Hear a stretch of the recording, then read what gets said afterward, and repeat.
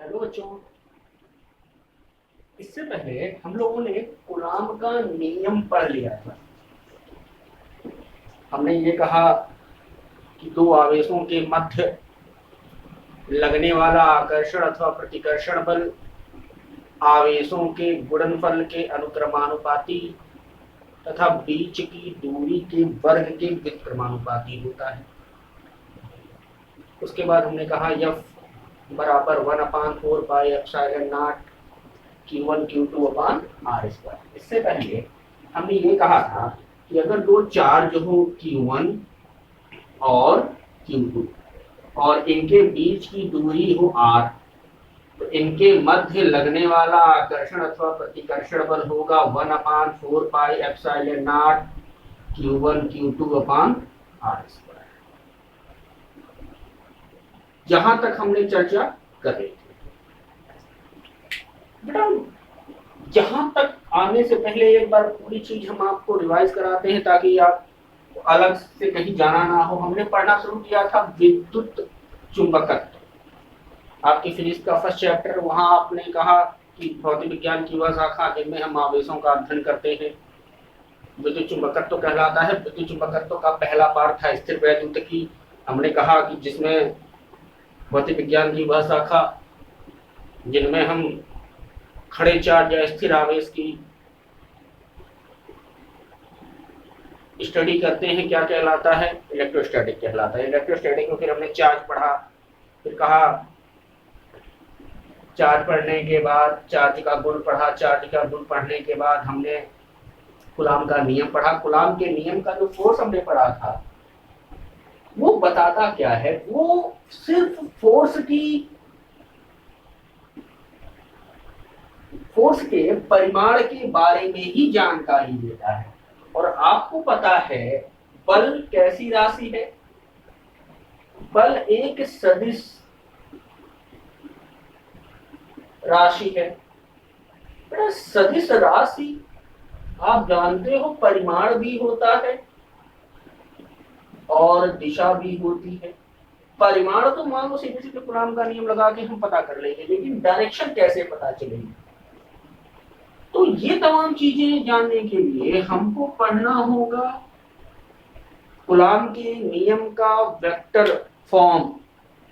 तो जो आज का हमारा टॉपिक है वो टॉपिक है कूलाम के नियम का सदिश स्वरूप। रीडिंग लगाइए, कूलाम के नियम का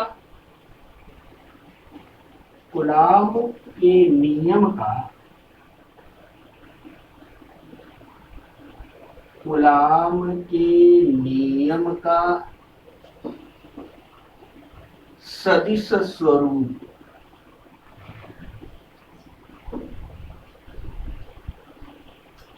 इंपॉर्टेंट है, पूछा हुआ क्वेश्चन है यूपी बोर्ड। चलिए, बहुत आसान।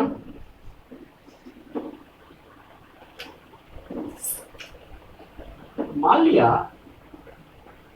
दो पॉइंट है, पॉइंट ए और पॉइंट बी। इस पॉइंट ए और पॉइंट बी पर दो चार्ज हैं Q1 और Q2। ये x प्लेन, ये y प्लेन, एक्स वाई तल में दो बिंदु, बिंदु ए और बिंदु बी। बिंदु ए पर आवेश Q1 और बिंदु बी पर आवेश Q2। मान लिया बिंदु ए का जो स्थित सदिश है वो R1 है और जो बिंदु बी का स्थित सदिश है वो क्या है, R2, वेक्टर R2। अब स्थित सदिश बार बार आ रहे, आपने 11th में पढ़ा होगा पोजीशन वेक्टर। जरा एक बार पोजीशन वेक्टर देख लीजिए, उसके बाद फिर बात करिए। पोजीशन वेक्टर या इसी को कहा जाता है स्थित सदिश। बेटा इसका मतलब क्या है? इसका मतलब यह होता है कि किसी भी वस्तु की पोजीशन एक वेक्टर राशि होती है। एक वेक्टर होता है, मतलब उसमें मैग्नीट्यूड भी होगा और उसमें डायरेक्शन भी होगी। सर ऐसे कैसे? सपोज करो दो पॉइंट है, पॉइंट ए और पॉइंट बी, और यही पॉइंट सी हो बीच में, इन दोनों के बीच में एक पॉइंट सी है। अब सुनो, अगर मैं आपसे कहूं, मान लो यहां से यहां तक की दूरी है 2 मीटर और यहां से यहां तक की दूरी है 3 मीटर। अगर आपको पॉइंट सी की स्थिति बतानी हो पॉइंट ए से, तो आप क्या कहोगे? आप ये कहोगे कि पॉइंट सी पॉइंट ए से 2 मीटर राइट है। पॉइंट सी पॉइंट ए से 2 मीटर राइट है। इसी तरह आप पॉइंट बी से इसकी स्थिति बता सकते हो। पॉइंट सी पॉइंट बी से 3 मीटर लेफ्ट है। अगर ऐसे कह रहा हूं तो उसकी एग्जैक्ट लोकेशन पता चल रही, मतलब एग्जैक्ट पोजीशन पता चल रही। अगर ऐसे मैं कहता कि पॉइंट सी पॉइंट ए से 2 मीटर दूरी पर है, 2 मीटर दूरी का मतलब किधर भी हो सकता है, इधर भी, इधर भी, इधर भी, इधर कहीं भी। लेकिन अगर मैं ये कहूं कि point A point C point A से 2 मीटर राइट साइड है, इसका मतलब अगर हम ए से 2 मीटर राइट चले जाए तो हमें पॉइंट सी मिल जाएगा। इसका मतलब डायरेक्शन की बात हो रही है। अगर मैं सीधे कहूं पॉइंट सी पॉइंट बी से 3 मीटर लेफ्ट है, अगर मैं यही कहता कि पॉइंट सी पॉइंट बी से 3 मीटर, 3 मीटर कहीं भी तो हो सकता है, बात कंफर्म होती नहीं है। तो इसका मतलब ये है कि पॉइंट सी पॉइंट बी से 3 मीटर लेफ्ट है। इसका मतलब जैसे ही आप 3 मीटर लेफ्ट आओगे आपको पॉइंट सी मिल जाएगा। एक चीज। दूसरी चीज, पॉइंट स्थिति एक है लेकिन संदर्भ बिंदु, मतलब जहां से आप देख रहे हैं वहां से देखने पर स्थितियां अलग अलग दिखाई दे रही है। जैसे पॉइंट ए से 2 मीटर राइट, पॉइंट बी से 3 मीटर लेफ्ट। ये समझ में आ जाना चाहिए कि पोजीशन वेक्टर क्या होता है। किसी संदर्भ बिंदु से किसी पॉइंट की स्थिति हमेशा वेक्टर होती है। आज यहां एक्स वाई तल था, दो चार्ज Q1 और Q2, संदर्भ बिंदु से पॉइंट Q1 चार्ज की स्थिति क्या है R1 और Q2 की स्थिति क्या है वेक्टर R। चलो अच्छा, ये दोनों एक दूसरे पर फोर्स लगाएंगे।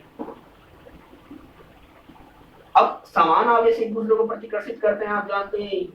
ये इसको धकेलेगा, मतलब ये होगा फोर्स ऑन 2 ड्यू टू 1, और ये होगा फोर्स ऑन 1 ड्यू टू 2। इनके बीच की दूरी अभी नहीं लिख रहा हूं, बारी बारी लिखना शुरू होगा। चलो देखो, अब हम निकालते हैं सबसे पहले force on 2 due to 1।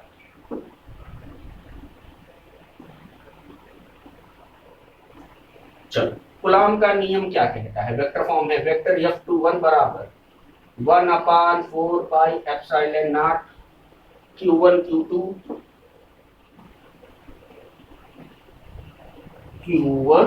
Q2 अपान। चलो बेटा, इसका विस्थापन सदिश कितना होगा? इसकी विस्थापन सदिश होगी R12। जब फोर्स ऑन 1 ड्यू टू 2 निकालना शुरू करेंगे तब R21 होगा। यही रूल है कि जब आप चलते हो, जब आप force on due to due to 1, तो फोर्स इधर ही तो लगा रहा है। अब ये बताओ, फोर्स लगाएगा तो इधर लगाएगा ना, फोर्स की डायरेक्शन में। तो ये क्या होगा? मॉड ऑफ R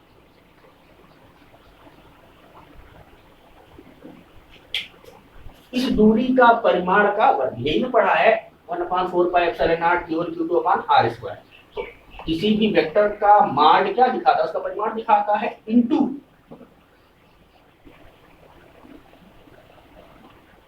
एकांक वेक्टर R12 या यूनिट वेक्टर R12 या R12।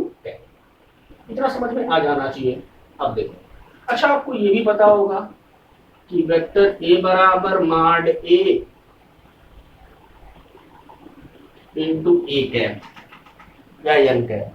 तो इसी तरह से आप निकाल सकते हो वेक्टर R12 बराबर वेक्टर R12 का मॉड इंटू R12 कैप। तो R12 कैप बराबर कितना हो जाएगा, ये हो जाएगा वेक्टर R12 अपान, इसको इक्वेशन नंबर 1 कर दो। R12 कैप का मान यहां रखें, R12 का मान कहां रखने पर, समीकरण 1 में रखने पर। बेटा जब आप रखोगे तो ये हो जाएगा फोर्स ऑन 2 ड्यू टू 1 बराबर 1/4 pi epsilon naught Q1 Q2 अपान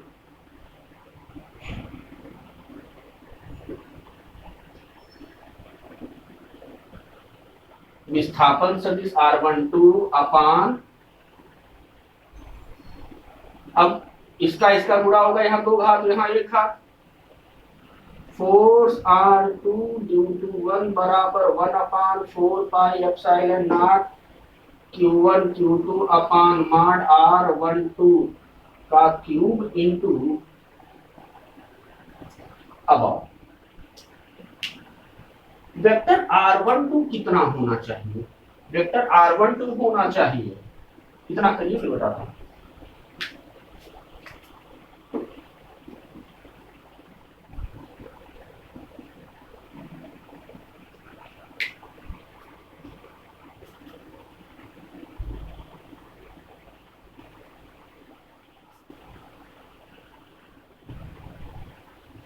चलिए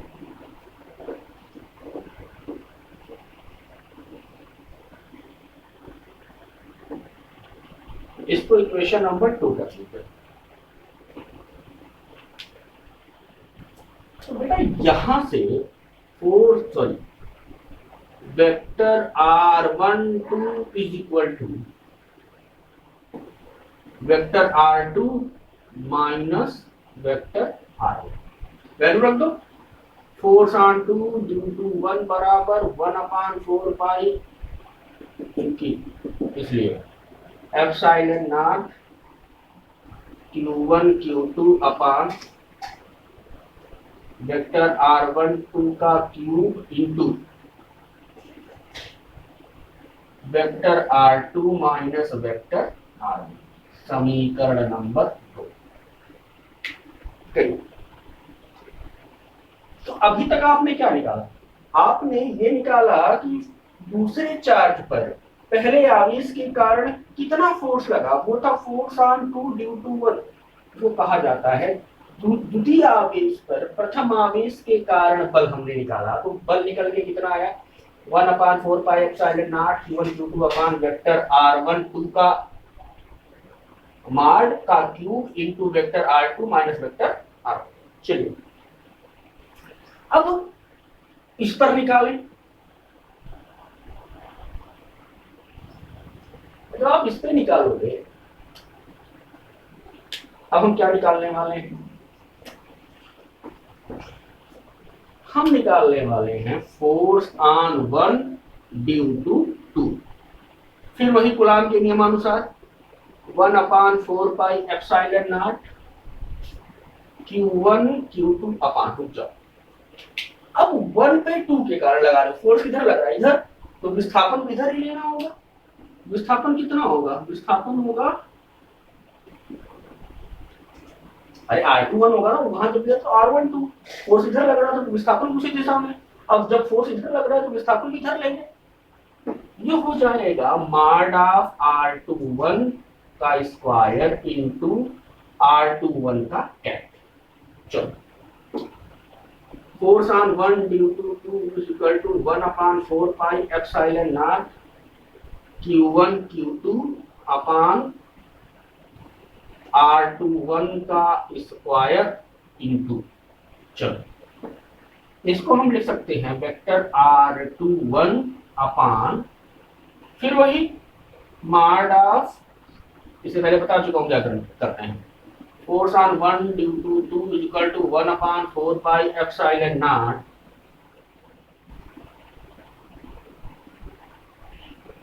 Q1 Q2 अपान,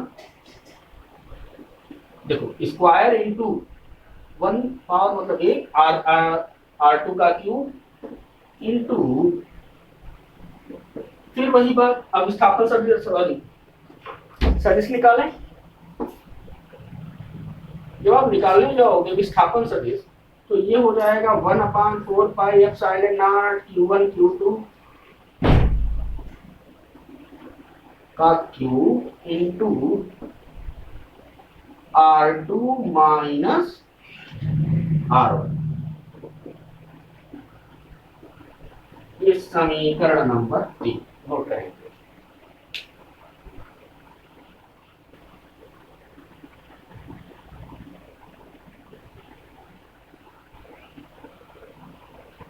अगर आप यहां से माइनस कॉमन ले लें, माइनस अगर हम कॉमन ले लें तो ये हो जाएगा 1/4 pi epsilon naught Q1 Q2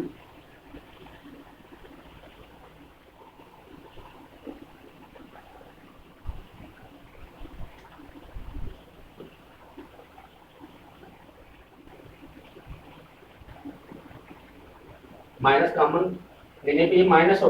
और एक चीज अगर आप देख लें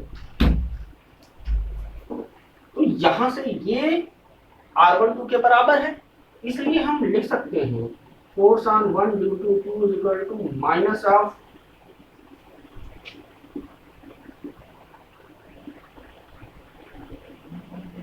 ये समीकरण नंबर 4। मतलब दोनों आवेशों पर लगने वाला बल परिमाण में बराबर किंतु दिशा में विपरीत है। इतना नोट करें फिर लिख पाता हूं।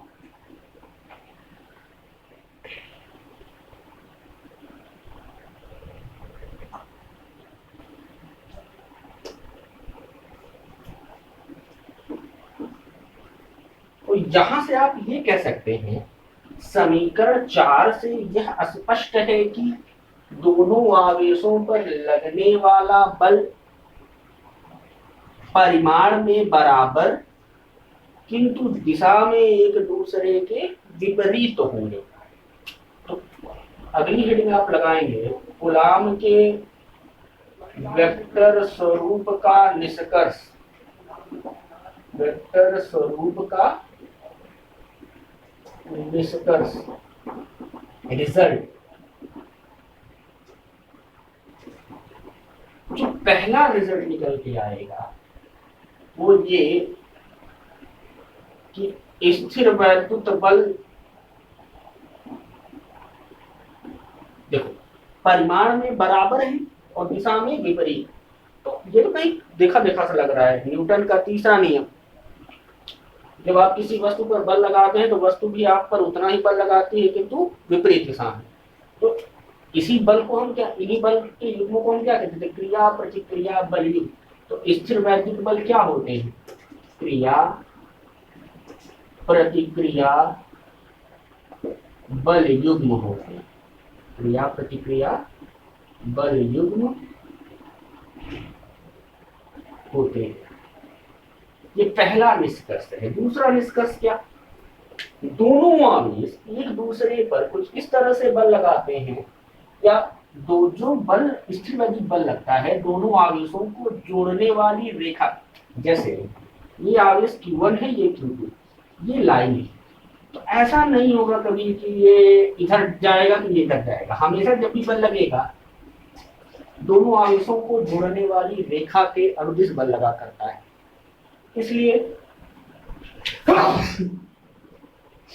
इसलिए इनको केंद्रीय बल कहा जाता है, सेंट्रिक फोर्स। दूसरा निष्कर्ष जो निकल के आएगा,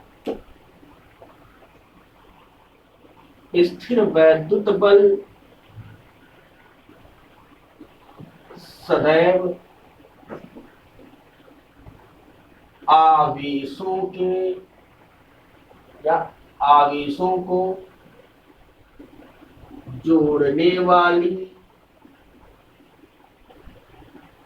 रेखा के अनुदिश कार्य करता, मतलब हमेशा एक लाइन में काम करेगा जो उन दोनों आवेशों को जोड़ेगा, अनुदिश कार्य करता है। इसलिए इसे केंद्रीय बल कहते हैं। कौन सा बल कहते हैं, केंद्रीय बल, सेंट्रिक फोर्स। केंद्रीय बल कहते हैं। देखो, कूलाम का नियम डायरेक्शन भी बताएगा, मैग्नीट्यूड भी बताएगा। मैग्नीट्यूड के साथ कूलाम के नियम का वेक्टर स्वरूप मैग्नीट्यूड भी बताता है, डायरेक्शन भी बताता है। वहां से जो निष्कर्ष दो निकल के आएंगे, स्थिर वैद्युत बल, क्रिया प्रतिक्रिया बल में, इससे मतलब क्या, आवेशों पर लगने वाला जो बल है उनका परिमाण बराबर किंतु दिशा विपरीत। दूसरा, दोनों आवेशों को जोड़ने वाली रेखा के अनुदिश कार्य करता है, इसलिए इसको हम कौन सा बल कहते हैं, केंद्रीय बल कहते हैं। तो कूलाम के नियम का वेक्टर स्वरूप क्लियर हो जाना चाहिए। 4 पॉइंट हुए हैं। एक एक पॉइंट जब अगली क्लास पढ़ाएंगे, परावैद्युत और परावैद्युतांक पढ़ाने से पहले ये तमाम चीजें एक बार फिर से रिवाइज होंगी।